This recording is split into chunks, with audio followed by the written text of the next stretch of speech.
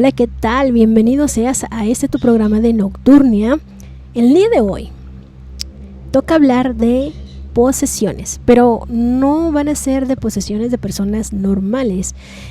Y se los quiero recalcar porque vamos a hablar de monjas poseídas que el mismo Vaticano tiene datada. Por lo mismo, esto quiere decir que es real. Y sí hay historias que sí son ciertas y que están ahí y que supuestamente tienen información legal, o sea que esto es totalmente cierto. Vamos a empezar con una historia que fue muy popular y es las poseídas de Ludón. Estas se dice que estaban poseídas de forma colectiva y hay registros legales de que esto fue totalmente cierto. Y bueno, la pregunta que nos podemos hacer quizás es cómo es posible que a estas personas que están preparadas religiosamente les haya pasado todo esto.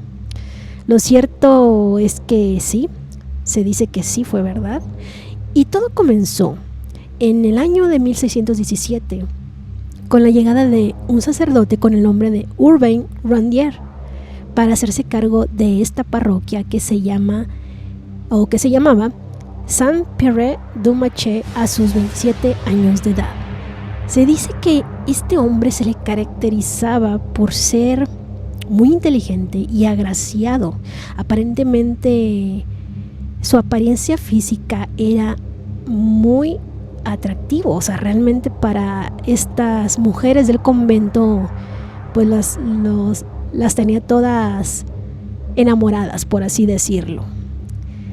Y pues se le catalogaba como un hombre de ideas, pues que a la vez eran transgresoras, ya que a pesar de ser un fiel creyente en su religión, opinaba que la iglesia adolecía de creencias bastante caducas.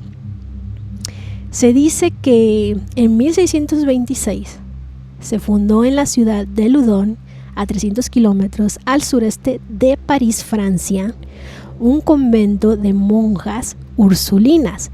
De allí viene toda esta historia. Se decía que 17 religiosas estaban conformando a este convento y una de ellas era Jeanne Belsier, quien de niña padeció una enfermedad que la dejó encorvada y de talla diminuta. Se habla de que Jeanne arribó al convento a los 20 años y rápido se ganó un lugar importante entre el grupo de monjas. Así que pues cuando llegó a ese convento se habla de que Jeanne Belsier se enamora de Grandier, quien para ese entonces era bien conocido en la localidad y gozaba de amplia aceptación entre la audiencia femenina que presenciaban sus discursos. Grandier, que no comulgaba con el voto de castidad, era un hombre propenso a tener relaciones clandestinas. Y pues se dice que este sacerdote que no comulgaba había embarazado ya a Felipa Trincant, una hija de un fiscal local de ese entonces.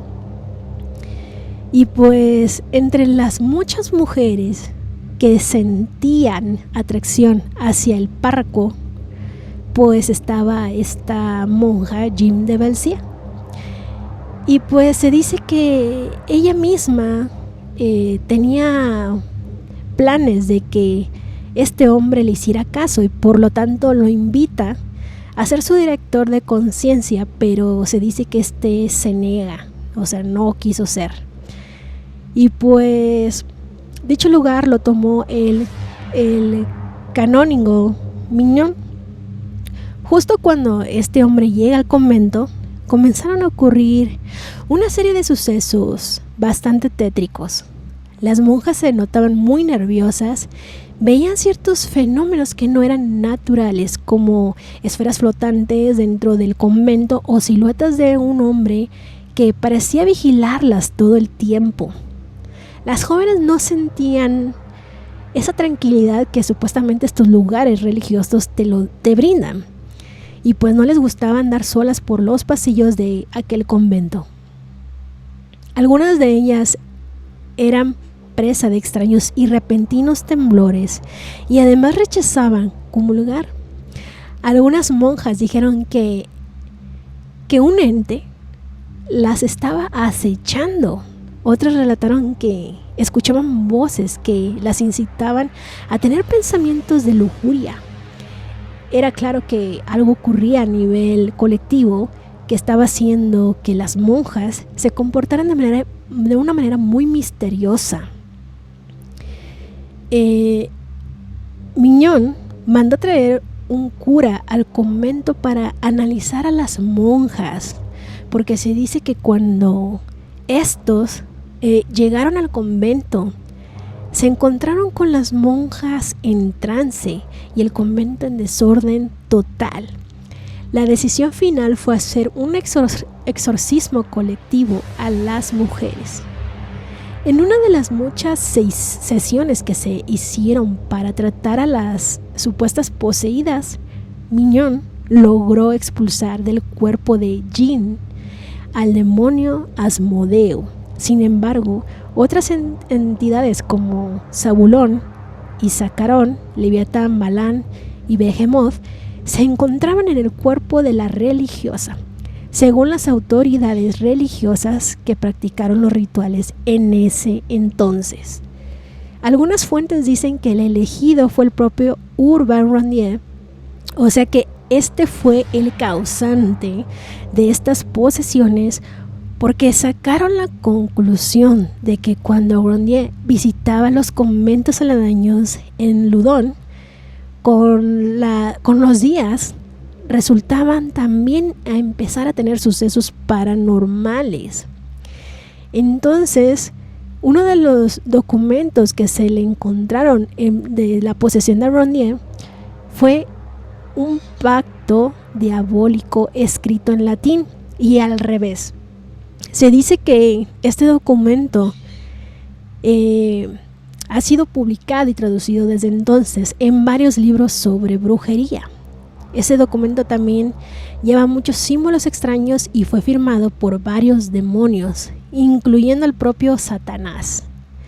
Y pues se dice que ese documento tiene un pacto, al parecer, pues le daba poder, le estaban dando mujeres, poder, riqueza y todo lo que pues mundanamente a veces se quiere tener.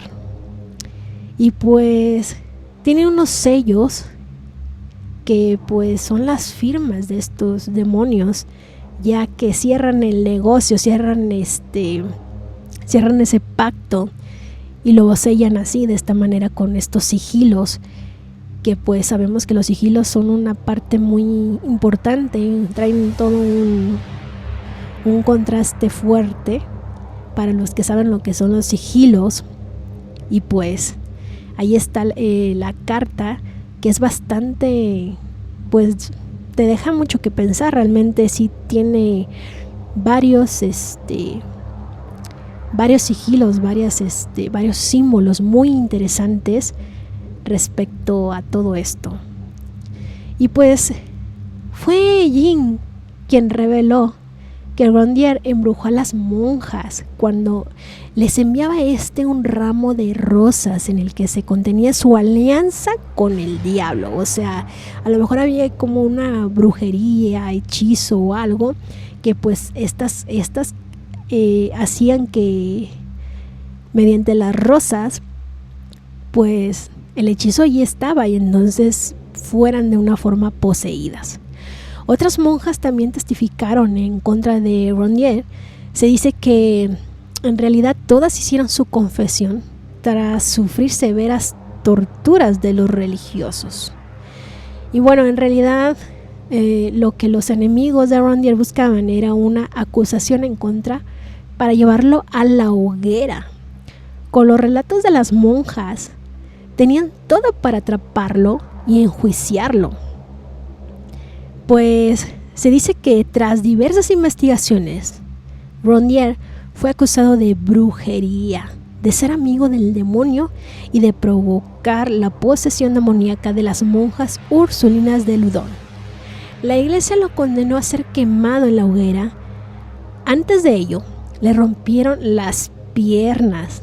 El párroco, al parecer, murió en la hoguera el 18 de agosto de 1634 a la edad de 44 años. Su muerte realmente fue a causa de una serie de rivalidades en su contra, más que a una verdadera posesión diabólica. Al parecer había conflictos de interés político de aquel entonces. Bueno, si bien dicen que todo lo que tiene que ver con poder, siempre sacan cierto tipo de historias para despistar a la sociedad. Y pues, al parecer, desde hace siglos, esta táctica les ha funcionado muy bien. Y bueno, si quieren saber un poquito más del caso de las poseídas de Loudun, hay un escritor británico que se llama Aldous Huxley, que escribió el libro con el título de Los demonios de Loudun, y pues al respecto, en el cual se ofrece una visión razonable de los hechos, por si quieren saber un poco más al respecto. Hay otro tema de posesión que supuestamente este también es muy interesante, porque se habla de que el Vaticano pues tiene esta información, y se habla de la monja endemoniada, que supuestamente el Vaticano tiene la cabeza de esta monja, y pues al suponer esto son palabras mayores, pero está en varias fuentes. Entonces se dice que la tienen su cabeza guardada, y pues la tienen en una caja junto con una cruz, y que también un frasco con su sangre, y pues bajo candado. Y pues se trata de la monja María Rosenthal, a quien la iglesia persiguió por sus malformaciones. Pues al parecer como que Bézier y María Rosenthal, al parecer estas monjas tienen una relación de estar en un convento, y al parecer es muy relevante las malformaciones. Yo creo que en ese tiempo del medievo, si no era porque te tenías que casar porque eras bonita y no te quedaba de otra más que casarte, pues si nacías con estas malformaciones y eras fea, pues no te quedaba de otra más que encerrarte en un convento. Tiene sentido. Entonces se dice que en 1742, en Hohenwald, en Alemania, una monja llamada Josephine Rosenthal quedó embarazada. Según los libros de historia, la mujer alegaba que nunca había tenido relaciones sexuales, por lo que el Vaticano tuvo que realizarle pruebas para confirmar que ésta era virgen. Trataron su embarazo como algo sagrado. Se dicen que pues esta mujer al parecer fue un milagro, porque pues ellas no se metían con nadie, entre comillas, porque sabemos que hay muchas historias, y que detrás del cristianismo y del catolicismo, o sea, de las cosas más que nada del catolicismo, hay mucho trasfondo. Y pues se dice que esta mujer tuvo una niña a la cual llamaron María Rosenthal. Desafortunadamente, la mamá de María Rosenthal murió en el parto, y pues cuando nace esta niña, al parecer era intersexual, tenía ambos sexos, nació con los dos sexos, hermafrodita, lo cual pues también era considerado en ese entonces algo demoníaco. O sea, volvemos a lo mismo. Y pues al parecer las personas de ese entonces, de aquel pueblo, la odiaban, le tenían muchísimo miedo, e incluso las monjas y sacerdotes empezaron a tenerle este repudio, lo que pues causó que María quedara completamente sola. Y se dice que empezó a escribir un diario en el que relataba estas humillaciones y maltratos que recibía. Y ya me imagino que otras cosas también, porque pues cómo era posible que ellas salían embarazadas, o sea, cómo es posible que quedaran embarazadas. No tiene sentido, pero bueno. Entonces, se habla de que las autoridades eclesiásticas crearon un plan en el que la joven debería morir a la edad de los 33 años. Este plan, obviamente, María Rosenthal se entera y pues decide finalmente quitarse la vida ella misma cortándose el cuello.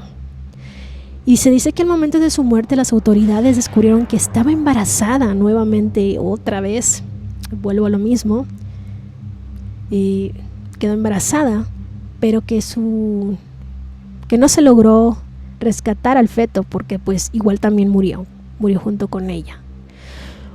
Se dice que una vez que ocurrió esto, los sacerdotes decidieron quitarle la cabeza, la embalsamaron y la guardaron en una caja con una cruz y ese frasco que contenía su sangre bajo candado. Y se dice que también junto con su cabeza y todos esos se podría decir detalles, también se fueron algunos escritos de su diario. Curioso. Quizás había algo súper interesante, nada que ver con lo paranormal, más que nada yo creo que era la pura realidad, y a veces la realidad es muy amarga y pues no quisieron que esto se supiera. Y pues finalmente estamos hablando de la historia de María Rosenthal y pues que supuestamente su cabeza la tienen en el Vaticano bajo llave. ¿Ok? Otro de las historias de estas monjas endemoniadas a través de los años me marcó bastante. Hay una muy interesante que me encanta, que es de María Crocifisa de la Concezione. Se dice que esta monja, se dice que el mismísimo diablo la tenía poseída y la obliga a escribir una carta. ¡Wow! O sea, esto es súper interesante. Y pues se habla de que esta monja que protagonizó uno de los casos más escalofriantes de supuesta posesión demoníaca, pues ya tenía como que destinado esta historia tan alucinante.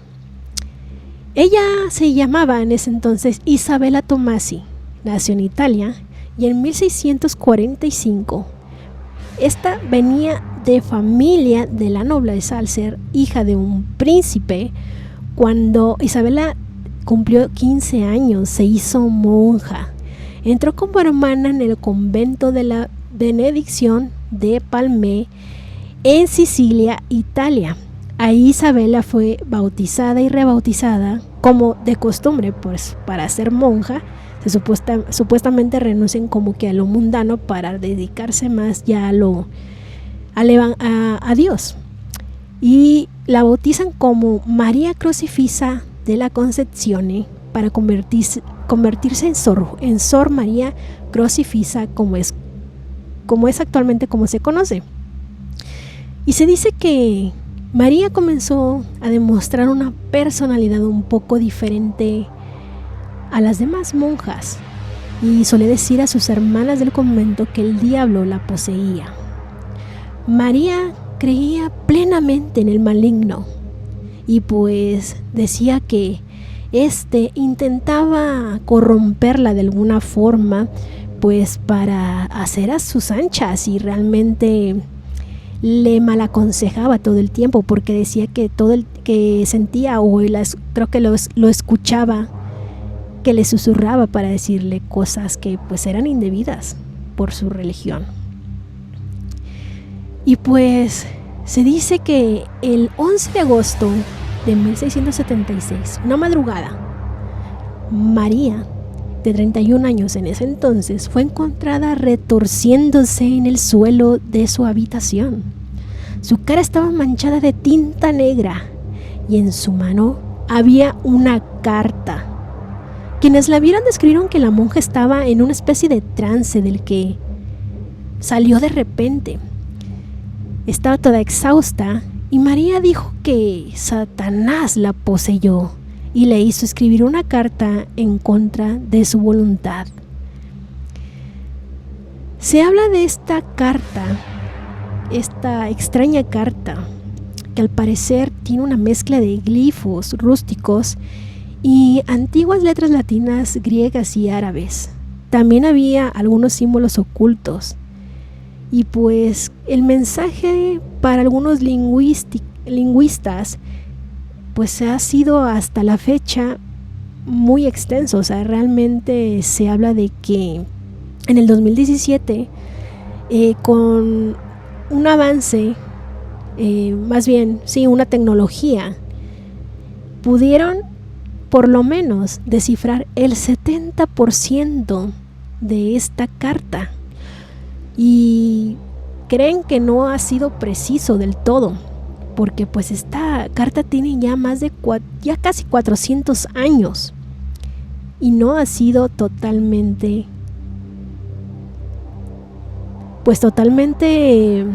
descifrada, porque dicen que es muy complejo todas las letras que tiene, el vocabulario y pues toda la simbología es demasiado completa. Y pues al parecer algunos psicólogos especulan que esta monja pues a lo mejor simplemente estaba esquizofrénica. O sea, realmente no dan por hecho que esta haya sido endemoniada, como comúnmente decimos, y que pues por este problema mental pues ella tenía esos pensamientos y pues quizás el lenguaje indescifrable, porque decían que hablaba lenguas muertas cuando estaba en trance. Entonces este trastorno bipolar que la inducía a tener visiones y alucinaciones pues simplemente era se puede decir, pues este problema mental al que los psicólogos dicen que posiblemente eso era lo que tenía, esquizofrenia, y simplemente eso. Pero para la iglesia pues en esa época pues lo consideraban más bien como el resultado de una lucha contra innumerables espíritus malignos. Y pues esta monja quedó al parecer santificada, porque realmente la dejaron como prueba de que los demonios sí existen. Entonces hay ciertos datos, y si quieren saber un poco más de esto, en los que pues se dice que cuando esa madrugada estaba toda embarrada de tinta en la cara y sus manos, y tenía esta carta ya escrita, pues al volver de ese trance solo recuerda que pues algo sí la estaba obligando a escribir ciertas cosas que se le dijo en ese momento, pero cuando regresa del trance ella no recuerda mucho, pero sabía que algo estaba pasando, que había una guerra entre su espiritualidad y el maligno, por lo cual se ponía a rezar todos los días para que éste dejara de cesar. Ella solita, porque decían que sí le habían practicado exorcismo, pero que al final de cuentas esta monja se entregó por completo a Dios y siguió luchando contra ese ser maligno. Bueno, hasta aquí la historia. Espero que les haya encantado un poco de estas historias de las monjas endemoniadas, que se dice que el Vaticano pues